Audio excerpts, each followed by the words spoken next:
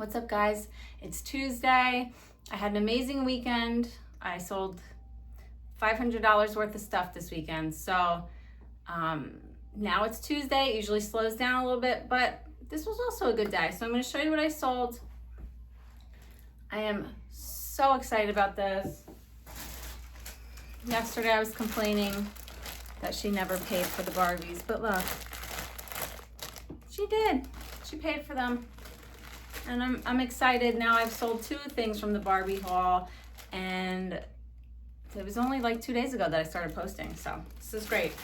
I sold these Barbies for $65. I paid $50 for the whole lot, and I got like 8 listings out of it. So I already sold 2 things totaling $85, so I've already made my money back, and I still have at least 6 listings. I might have more than that, but at least 6 listings still. So I have the whole clothing lot I put up for $100, and then everything else was in the $30, $40 range, I think. Maybe a couple little things, I forget. Anyhow, Barbies out the door, $65. These friggin' gorgeous Sam Edelman loafers.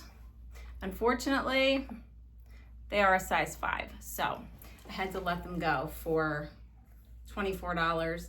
Otherwise, I could have got close to $40, and I only paid $1 or $2. And they're like brand new. They're friggin' gorgeous. They're like actually, I think, brand new. Size 5, you know, it's a bummer. There's not a lot of people with a size 5 foot, you know, but these, I don't pick up a lot of Sam Edelman, but every time you see the lug loafer or the mule with the no back, like this, but no back, you pick them up every time. They sell quick. People love them. It's like a staple. So, yes. I'm happy that's going to a good home. These little Air Maxes. Honestly, I think I only paid $2 for them at the little church thrift, and they sold for $40, and that's great. Usually Nikes, I have to discount them drastically to get them out the door, but here we go. $40, thank you, thank you. Here's a lesson learned from me, okay? I got these last year. They're Fit Flops. Fit Flop is a brand of sandals. Everybody's into them right now. They had the tags on them, so I thought they were new. I bought them last year at the Goodwill. I put them up for $50. These shoes can go for a lot. People are really into them. They sell quickly. It's a good brand right now. Well, it was last year anyway. I put them up for $50. Somebody immediately offered me $30 or $35, and I denied it because I'm like, no, I want more. Well, guess what? Whole year goes by, no offers, no interest. Here we are now, rounding the end of the summer season, and somebody offered me $18, and I took it because I don't want them for another year. So I should have taken that original offer. I almost always take offers. I almost always will take the offer that you give me, because I've learned my lesson that way, that I'll try to counter for $5 more, try to counter for $10 more, and then they never go for it. So I don't do the back and forth. If I got it for cheap and it's fair, oh God, especially if nobody has ever showed any interest in it, yes, you're taking it for half price. I don't care. The prices we set are completely arbitrary. It's only worth what someone will pay for it. So if you're offering me, a certain price, that's what you're willing to pay for it. I don't do the back and forth anymore with the offers because they never take your counters ever. So that's a lesson learned. You know what I mean? If it's a fair offer, have it. Because guess what? If it sits for 4 months, I'm already discounting it at 35%, and then I'll probably promote it. So I'm already getting half of what I wanted out of it anyway, right? So you can't predict when you pick things up what they're going to sell for, unless it's something very obvious and something that people are gunning for with an insane sell-through rate, right? But that's not what I'm finding every day. I'm lucky if I find a couple of those things when I'm out. You're finding your basic bread and butter items, when you're out. So you can't just expect that's because you think it's clean, you think it's beautiful, you think it's good style, that anybody cares, right? So that's my whole job, is to try to predict what people want and go find it for them. but sometimes, you know, I'm wrong. And in that case, we take serious offers on things, you know, to get stuff out the door. I don't want my store, I have probably 11 or 1200 items. I don't want it to be over 1,000 items. I'm paying on all of those extra items. I pay for $1,000 a month store, and then I have to pay every item on top of that. So for me to just keep, I just don't see the sense into keep piling up things that nobody wants. So if on the off chance something sat for 6 months and somebody makes me a half off offer, guess what? You're taking it home, because I don't want it here. I want things that move quickly, right? So anywho, that's my story about offers. I'm very happy to see them go. Here's a t-shirt from a Sturgis motorcycle rally from, I don't know, 10 years ago or so. I thought it was sick. You know, people love old stuff. People love that vintage look. It's got that well-worn look. People pay for that. You know, the companies now distress all their clothes so they look like that. But this was actually worn by a biker, and I thought it was very cool. But it sat forever. I guess it's got a really sick graphic. I love it, but it sat forever. I moved it from my eBay store to Vinted, and it sold within a couple weeks for $8. I only paid $1 for it, or less probably, you know. I haven't had great luck with the Harley Davidson shirts either, the basic t-shirts. I really try not to pick up things like shirts. What I'm looking at is like, you know, shoes, coats, jackets, vests. I got some sick Harley Davidson motorcycle pants that are leather. Those are beautiful. Just your average t-shirt, you know. It's something I'm trying to get away from. Too much work, too much effort for a little payoff. So anyhow, happy to see this go out the door. J. Jill linen pants. They are mislabeled. They would have sold for a couple bucks. They would have been good. They're 100% linen. They're J. Jill. Somebody would have liked them probably for 25, but they are mislabeled as a medium, and they're actually a 2XL. So I let them go for $5 on Vinted. Get out of here. This is the day of letting stuff go.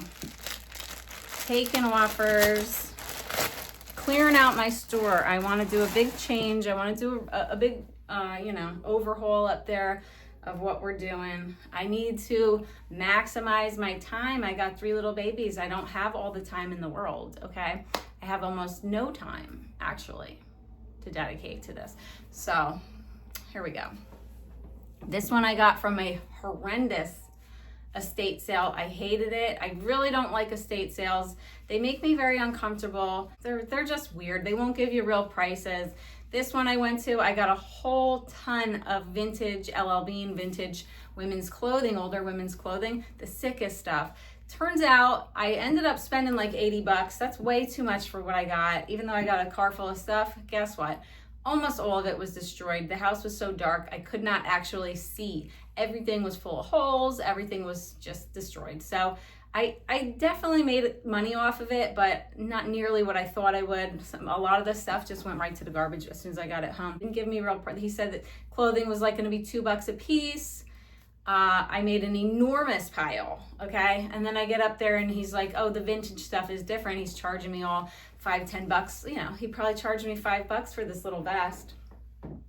But it's a high pressure situation, and I felt weird because the pile was already there, you know what I mean? So that was my first estate sale, and you know, that's gonna keep me out of them for a long time because I just didn't like the vibe. At the Goodwill, I could just mosey around for hours. I could look things up at my leisure. They have decent lighting. I can see what the hell is going on with these clothes, you know? And I can make my own choice. I'll stand at my cart at the Goodwill with another cart. I'll fill a whole cart, and then I'll stand there with an empty cart and put in, check. Is there any flaws? Look at the shoes. Are they falling apart? Is there too much wear on them? Whatever. Is the size tag there? Stuff like that, you know? I'll just sit there with the cart and just check it out, keep, check it out, toss. At the, you know, the estate sales, I make the big pile and then hoping that they are going to stick to their word, give me the price that they told, and they never do. They never do. So I stay away from these places. They want insane prices. Like the one I went to asking $50 for a purse. I'm like, girl, come on. Nobody's gonna buy that. I wouldn't even buy it for friggin' $3. I wanted it for $1. Anyway, this is something I got from that estate sale that I hated. This is gorgeous. Pure wool. It's vintage, 100% wool little vest. I thought that it would hit, and it didn't. Whatever. It didn't get into the algorithm, or just nobody liked it. But I bought a bunch of wool skirts and stuff, and they're kind of just sitting, but that's okay. I had good luck with them in the beginning, and now they're kind of petering out. So I took an offer for 10. The same lady wanted this wool sweater and this Cynthia Rowley turtleneck. 11 for this, 10 for that. Take it. I have a bin that's this big of sweaters. I want them out. I have a bin this big of short sleeve shirts, women's. I want them out. You know what I mean? I know a lot of it is just mistakes I made in the beginning, that I still have all the crap that I thought, you know, would be something and turned out not. It's all learning lessons, right? So here's a beautiful dress I bought for myself. It was too big. Look at how freaking gorgeous is this. It was too big on me. Sold it for $8 on Depop, actually. I've been throwing some things on Depop and see how it goes.